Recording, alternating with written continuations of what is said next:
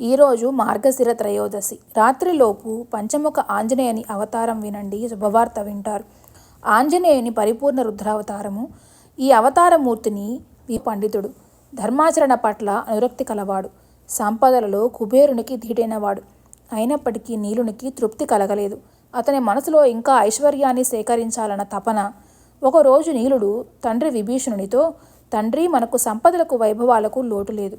కానీ ఎంత ఉన్నప్పటికీ మన దగ్గర చింతామణి, కామధేనువు, కల్పవృక్షాలు లేవు.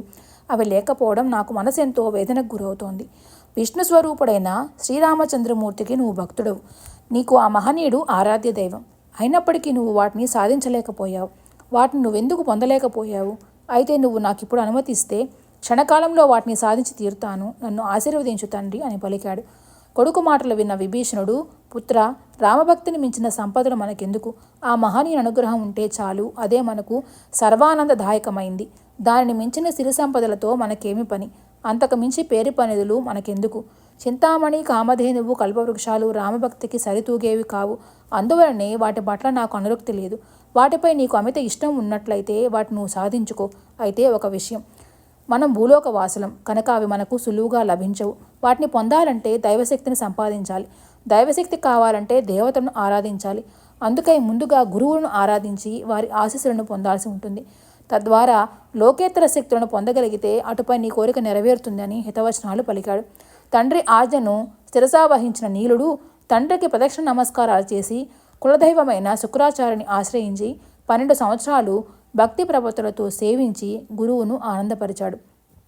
నీలుని మనసులోని కోరికను మన్నించిన శుక్రుడు, నాయనా నీల, నీ కోరిక నెరవేరాలంటే అందుకు తగిన పరమాద్భుతమైన మంత్రాన్ని ఉపదేశిస్తాను. ఆ మంత్రం శ్రీరామచంద్రుని పరమ భక్తాగ్రేసురుడైన ఆంజనేయుని పరమ పవిత్ర మంత్రరాజము. దానికి తోడు ఒక వ్రతం గురించి కూడా చెప్తాను. ఆంజనేయుని అవతారాల్లో పంచముఖ ఆంజనేయుని భక్తి శ్రద్ధలతో పూజిస్తే ఎంతటి అసాధ్యమైన పని అయినప్పటికీ సుసాధ్యమవుతుంది. అంటే సాధించనేది లేదు అని ఏమీ ఉండదు అని తెలిపి దివ్యమైన హనుమ మంత్రాన్ని నీలునికి బోధించి వ్రతం కూడా చేయించాడు.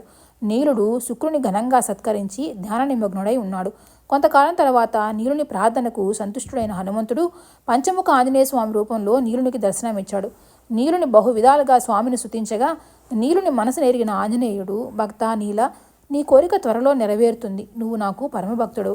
నీ తండ్రి అత్యంత మిత్రుడు, ఆత్మబంధువు కంటే ఎక్కువ. అందుకే నువ్వు నాకు అత్యంత ప్రీతిపాత్రుడవు.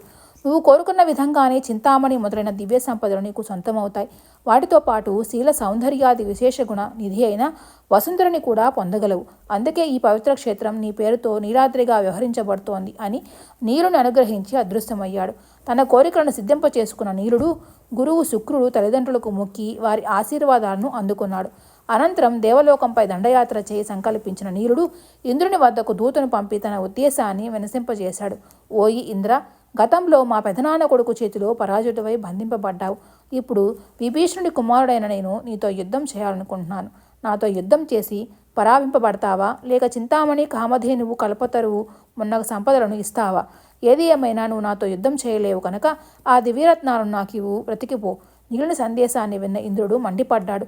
ఎంతోమంది రాక్షసులను తుదముట్టించాను. ఈ నీలుడు నాతో అనవసరంగా కయ్యానికి కాలు దువ్వుతున్నాడు. నీలునికి నా వజ్రాయుధ సామర్థ్యం తెలిసినట్లు లేదు. 100,000 కోట్ల కొలది రాక్షసులను నా వజ్రాయుధం సంహరించింది. అసలా ఉంటే నీలుడు ఒక లెక్క.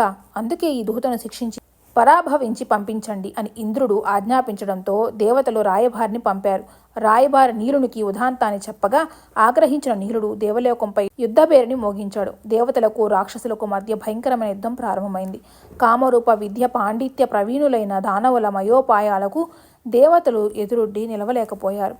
ఇంద్రుడు రెట్టించిన పౌరుషంతో నీలుపైకి ఉరికి, ఓ ఈ నీల, వాలి నా పుత్రుడు. అతడు నీ పెదనాన్న చంకలో పెట్టుకొని 7 సాగరాల్లో ముంచగా ఎలాగో ప్రాణాలు దక్కించుకొని బతికిన విషయం నీకు తెలియదా అని ఇంద్రుడు చెబుతుండగా నీలుడు మరింతగా రెచ్చిపోయి యుద్ధాన్ని చేయసాగాడు. నీలుడు ప్రయోగించిన అస్త్రాలను ఇంద్రుడు భగ్నం చేయగా ఇంద్రుని వజ్రాయుధాన్ని నీలుడు ఒక బాణంతో అణిచివేశాడు. ఇంద్రుడు అంకుశంతో విజృంభించగా నీలుడు దాని గదాఘాతంతో ఖండించాడు. అనంతరం నీలుడు పదునైన కత్తిని చేతబూని ఇంద్రుని శిరస్సును ఖండించేందుకు ముందుకు ఉరకగా అక్కడ ప్రత్యక్షమైన బ్రహ్మ నీలునితో, ఓయి నీల, నీ తండ్రి రామభక్తుడు. రాముడంటే శ్రీ మహావిష్ణువే. ఆ మహావిష్ణువు సోదరుడు ఈ ఇంద్రుడు. అందువల్ల ఇతడు నీకు మిత్రుడే కానీ శత్రువు కాదు. ఇతనితో తగువులాట పట్టవద్దు. ఇద్దరూ స్నేహితులుగా మసలండి. నీ కోరిక నేను నెరవేరుస్తాను. చింతామణి వంటి దివ్య వస్తువులన్నింటినీ నేను అనుగ్రహిస్తాను. నీకు మరో విషయాన్ని చెప్తున్నాను, శ్రద్ధగా విను. పూర్వం అత్రి మహాముని హిమాలయ పర్వత సానువుల్లో సంచరిస్తుండగా ఆ మహనీయుని నేత్రాల నుండి దివ్య తేజస్సు వెలువడింది. ఆ తేజస్సు అందులోని వృక్షాలతో కూడి పలు రితాలుగా వ్యాపించింది. వాయుదేవుడు ఆ దివ్య తేజాన్ని 2 రాసులుగా విభజించగా అందులో నుంచి సౌందర్యనిధియగు చంద్రుడు ఉద్భవించాడు. 2వ రాశి నుంచి త్రిభువన సుందరి అయిన వనసుందరి జన్మించింది. ఆ సౌందర్యవతి మధువుతో పెంచబడింది. అమృత స్వరూపిణి కాబట్టి దివ్యమణులతో పాటుగా కన్యామణి కూడా గ్రహించి సుఖించు. నువ్వు పంచముఖ ఆంజనేయుని ఆరాధించినందువల్ల మాకు కూడా గౌరవపాత్రుడు అయ్యావు అని చెప్పాడు. బ్రహ్మ ఇలా చెప్పడమే కాక మహత్తర శక్తి సంయుతమైన హనుమద్వ్రతాన్ని ఉపదేశించాడు. ఇంద్రునిచే చింతామణి మొదలైన దివ్యమైన వస్తు సంపదల తోడగా సౌందర్య రాశి అయిన వనసుందరిని కూడా అర్పింపచేశాడు. ఆ విధంగా హనుమదానుగ్రహం వలన ప్రాప్తించిన సంపదలతో నీలుడు హనుమత్ భక్తులలో అగ్రగణ్యునిగా వెలుగొందాడు. నీలునికి హనుమంతుడు మాఘమాసం ఆర్ద్ర నక్షత్రంతో కూడిన దినంలో ప్రత్యక్షమయ్యాడు. అలాగే లంకలో సీతాదేవికి పంచముఖ ఆంజనేయ రూపాన్ని స్వామి ప్రదర్శించినట్లు మనకు తెలుస్తోంది. రావణవధ జరిగిన అనంతరం లోకాలకు దుష్ట రాక్షస పీడ విరగడైందని శ్రీరామచంద్రుడు తృప్తిపడుతున్న సమయంలో ఆకాశవాణి ఈ తీరుగా పలికింది. శ్రీరామచంద్ర, రావణ సంహారం జరిగిందని నువ్వు తృప్తిపడుతున్నావు. అంతటితో నీ కర్తవ్యం ముగియలేదు. గగనతలాన వేల యోజనాల దూరంలో శంతకటుడనే రాక్షసుడు తిరుగుతూ ఉన్నాడు. కడు దుష్టుడైన ఆ రాక్షసుడు మహాబలశాలి, ఎవరినైనా ఎదిరించి నిలవగల అసాధ్యుడు. నువ్వు వాడిని కూడా సంహరించితేనే నీ అవతారానికి పరిపూర్ణత సిద్ధించినట్లు అవుతుంది. ఆకాశవాణి పలుకులను విన్న రాముడు దీర్ఘాలోచనలో పడి చివరకు ఆ రాక్షస సంహారానికి ఆంజనేయుడే తగిన వాడిని నిర్ణయించి హనుమను పిలిచి, హనుమ, ఆకాశవాణి పలుకులను విన్నావు కదా, రావణ సంహార విషయంలో నీవెంతో సాయపడ్డావు. శతకంఠుని సంహార విషయం గురించి కాస్త ఆలోచించు. ఇందుకు నువ్వు సమర్థుడవు అని ప్రేరేపించాడు. శ్రీరామ ఆజ్ఞను తలదాల్చిన ఆంజనేయుడు శతకంఠుని సంహరించే కార్యక్రమానికి ఉపక్రమించాడు.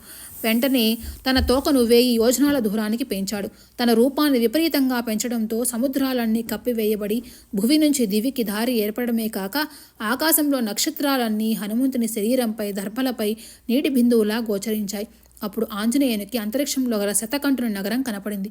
దాని ప్రాకారాలు భగభగమని మండే అగ్నిగోళాల వలె ఉన్నప్పటికీ వాయునందుడు దాన్ని పెకిలించి సముద్రంలోకి విసిరేశాడు. శ్రీరామచంద్రుని సైన్యమంతా తన తోకపై నడిచేట్లు చేసి అంతరిక్షానికి చేరుకునేటట్లు చేశాడు. అలా అందరూ శతకంఠుని నగరానికి చేరుకున్నారు. అప్పుడు శ్రీరామునికి శతకంఠుని మధ్య భయంకరమైన యుద్ధం జరిగింది. శ్రీరాముడు తన దివ్యాస్త్రాలతో ఆ రాక్షసుని తలను ఖండిస్తున్నప్పటికీ ఆ తలలు తిరిగి జనించసాగాయి. అప్పుడు ఆ రాక్షసుని రక్తపు బొట్లు నేలపై పడుతుండగా వాటి నుంచి లెక్కకు మిక్కిలిగా శతకంఠులు ఉద్భవించసాగారు. వాటితో పాటు పోరాడిన శ్రీరాముడు విసిగి వేసారిపోయాడు. ఆయన పరివారం నీరసించింది. అనేకులు మూర్ఛల్లారు. అప్పుడు శ్రీరాముని చూసిన సీత భయపడింది. మార్గానంతరం తెలియక చింతించసాగింది. సరిగ్గా అక్కడకు గర్గముని వచ్చాడు. ఆయన సీతను చూసి హనుమంతుని 12 మంత్రాన్ని ఉపదేశించి భయాన్ని పోగొట్టాడు. సీతాదేవి ఆ మంత్రాన్ని నిష్ఠతో జపించగా హనుమంతుడు శక్తియుక్తులతో పరిపూర్ణుడై విజృంభించాడు. ఆంజనేయస్వామి పంచముఖ మూర్తి అయి వెలుగొందుతూ రాక్షసుని మాయాశక్తులను వీక్షిస్తూ అతని కదలికలన్నింటినీ అరికెట్టాడు. ఆయన ప్రతి వదనంలో 3 కళ్ళున్నాయి. 10 భుజాల్లో 10 విధ ఆయుధాలను ధరించి ప్రళయకారుడి రుద్రుడై వ్యవహరించాడు. శతకంఠుడు పలు విధాలైన రూపాలను ధరించగా ఆంజనేయుడు కొన్న అన్ని రూపాలను ధరించాడు. సీతామాతను కూడా యుద్ధం చేయవలసిందిగా ప్రార్థించాడు. ఆంజనేయుని అభ్యర్థన విన్న సీతాదేవి పతిదేవుని తలుచుకొని శక్తి స్వరూపిణి శక్తివంతమైన అస్త్రాన్ని సంధించింది.